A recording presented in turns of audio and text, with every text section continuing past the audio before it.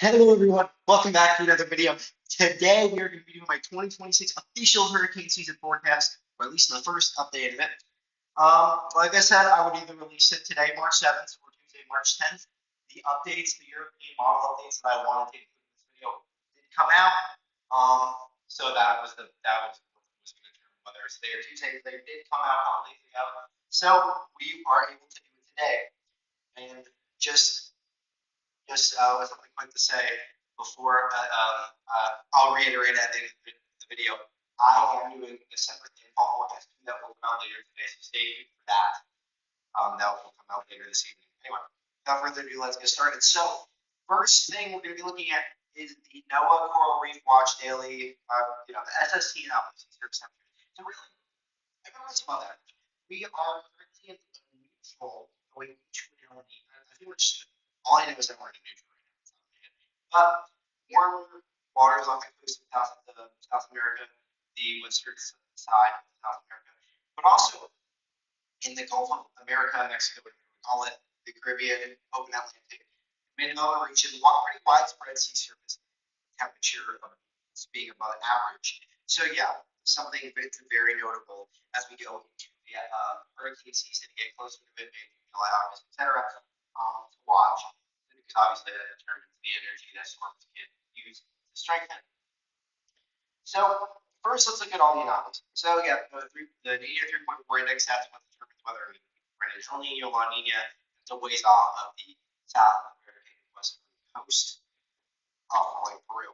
But we are currently at negative 0.411. So we are currently in a cool neutral phase, but I do expect that to go quickly into a El Nino, which we will see that's forecasted later in this video. Now, for the Atlantic Main Development Region, which we see at the bottom left, we are around average. We have been actually pretty steadily above average in terms of main development region temperatures, and they were above average in the picture we just saw, but it seems they're steadily going down. We're now just a smidge below average. So we will see if that steadies out, or if the main development region will continue to. I don't want to say cool, because obviously the temperatures are getting warmer. I mean, we are getting warmer around the spring in a couple weeks, and it's already meteorological spring, which starts on March 1st. So obviously they will stay warm. Obviously, they will keep getting warmer, but they might actually turn out being below the normal sea surface temperatures in the main development region for, say, hurricane season. So by hurricane season, they could be below average. So we'll see how that happens. In the Gulf of Mexico, America, again, I don't want to offend anybody, whatever you want to call it.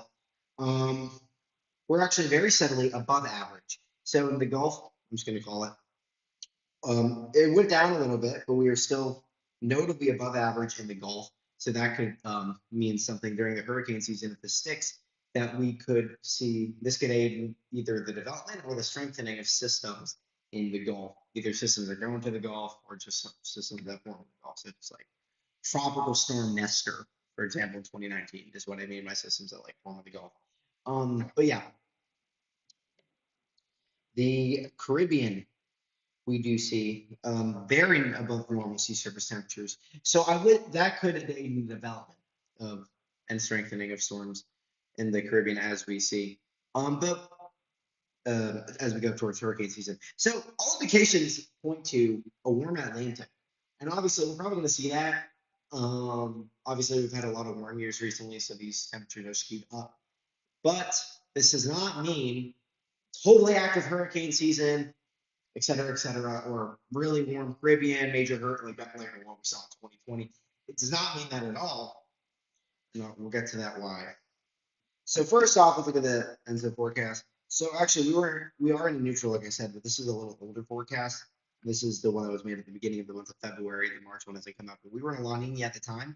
But yeah, to ENSO neutral is expected February to April, so we were back in that neutral phase. And we're going to see that ENSO neutral persist through the first half of hurricane season. But as we go towards the peak, an El Nino is expected to develop, especially towards fall and winter. But obviously, the subject's hurricane season here, so a neutral at the beginning, and we could see that transition to an El Nino. And I do expect that as we go towards the middle and peak of hurricane season. Wow, that did not work. Okay, so this image is not going to work, so we're going to skip through it. But that was, I just wanted to show y'all what the European model showed for the hurricane season sea surface temperatures, and for ENSO. I just meant ENSO, sorry. So it was showing that an El Nino, like a pretty strong El Nino, actually by mid to late hurricane season. I was having trouble with that image earlier, so I'm trying to fix it because I did try to fix it 5 times. But yeah, that goes back to what I was saying about a stronger El Nino towards the late season or into the. But anyway, now let's look at it, and hopefully we won't have further issues. But first, let's look at the CAN-SIPS model, where we're seeing widespread above average sea surface temperatures. Now, it always shows this. And honestly, this probably could be right if its trade wind forecast is right, which we'll get to in a second. So, yeah, this obvious, and especially that open Atlantic, like north of the MDR, I do agree with that. I do think that the open Atlantic north of the main development region could see more activity, like fish storms, and we'll definitely be watching there, especially also near the coast. But yeah, this is for the peak of the season, by the way. The Kansas, I think, is going over what will probably happen. I'll show you why in a second. And so here, so look at the right, the Kansas model. So those positive values, those are weaker trade winds.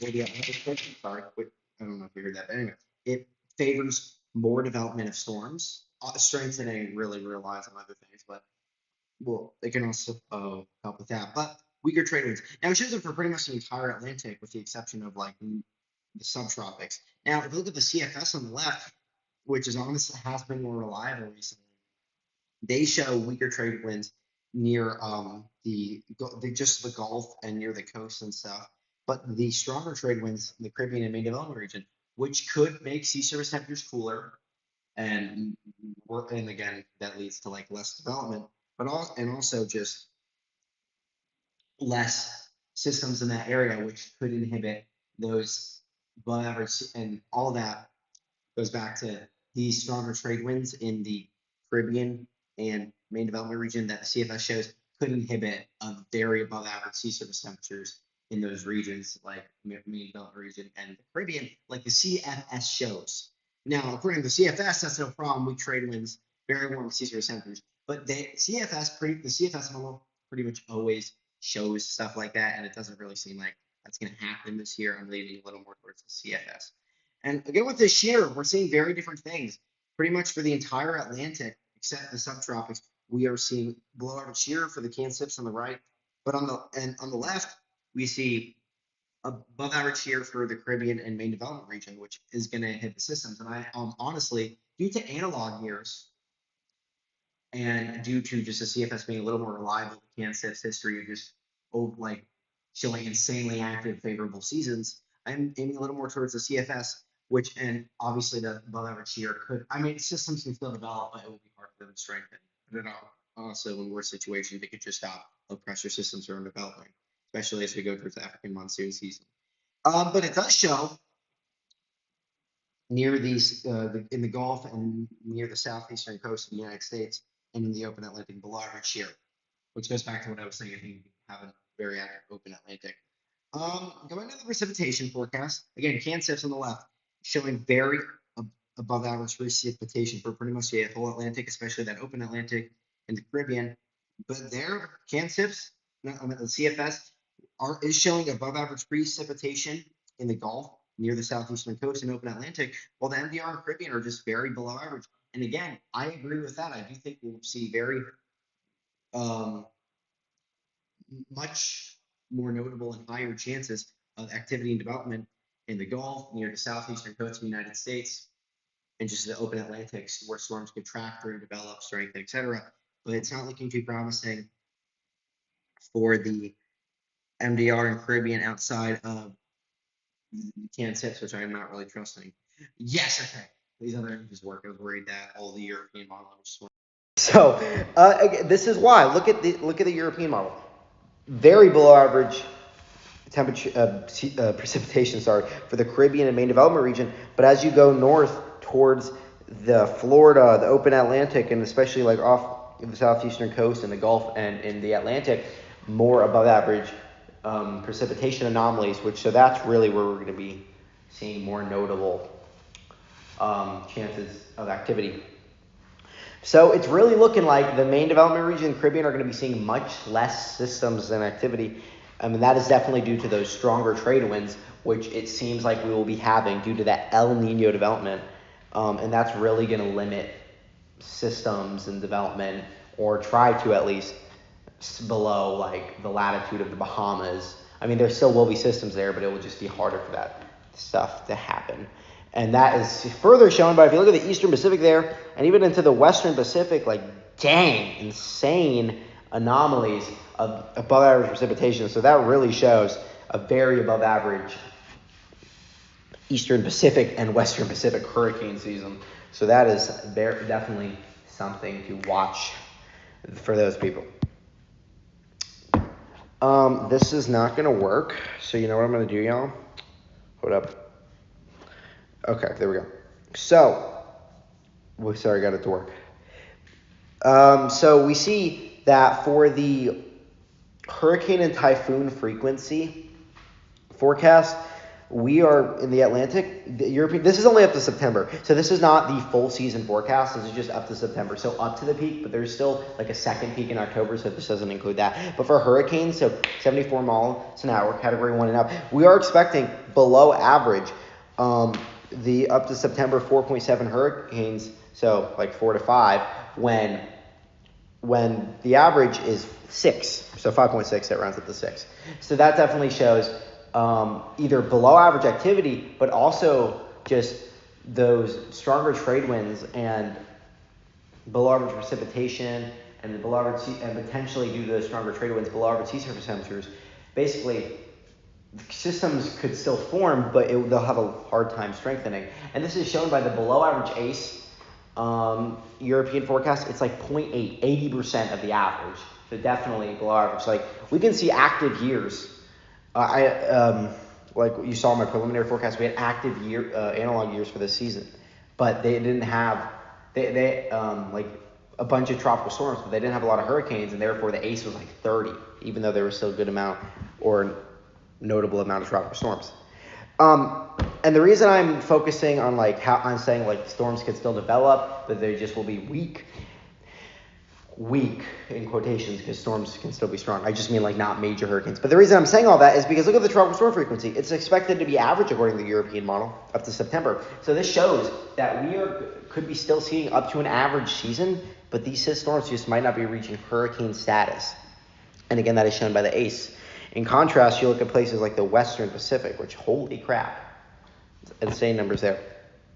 I'm going to show y'all this in a second when it wasn't working, but I'm going to show you in a second. So my 2026 official hurricane season forecast overview: 13 to 14 named storms, 5 to 7 hurricanes, 2 to 3 major hurricanes.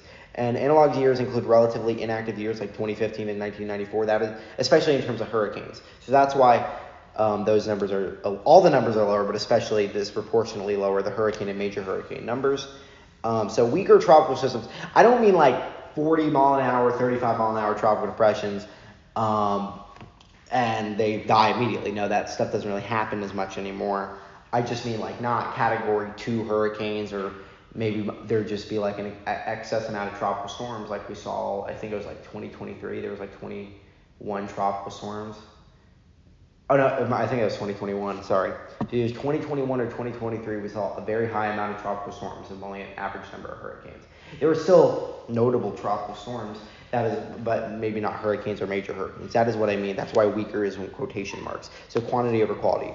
So activity hotspots: the open Atlantic, the Eastern Gulf, and near the southeastern U.S. coast. My landfall forecast is coming later today, and my next official forecast update will be April 5th, 2026 to April 12th. Both of those are Saturdays. Hold on. I do not want to end this yet. Hold up. No. We're going to scroll back up here, and this is what I wanted to show you. One of the things I wanted to show you is, you see 80% ACE. So significant at 5%. That means significantly lower ACE than we usually see. So accumulated cyclone energy. So that doesn't exactly, I do think we'll see a slightly below average season in terms of numbers, but that doesn't exactly mean we're going to have less systems. It usually just means weaker systems. And also, system activity, or at least the suppression of the Atlantic, is gonna further be inhibited by this. You see, this is what I wanted to show you, the Nino plumes. So as you can see, pretty strong El Nino by mid-season. But the final thing that you saw in the thumbnail, is my actual forecast. I don't know why this wouldn't load, but we are going to be seeing a quiet MDR, a quote-unquote dead Caribbean, so either weak storms or just much less systems, as you saw by like the European precipitation anomaly. There's basically like no precipitation in the Caribbean. Wild card in the Western Gulf, because it's a little uncertain. Active open Atlantic with many fish storms, and the less active subtropics, obviously shown in the models. Stronger winds working against tropical systems and below average sea surface temperatures. Main landfall area is in the purple, which we'll touch more on in the landfall forecast later today, so make sure to stay tuned for that. So anyway, thanks for watching, y'all. I'm sorry about the issues, but stay tuned for my landfall forecast video later today, March 7th, 2026. And the reason I'm saying the date again is that I'm trying to say it's already up if it's past that date.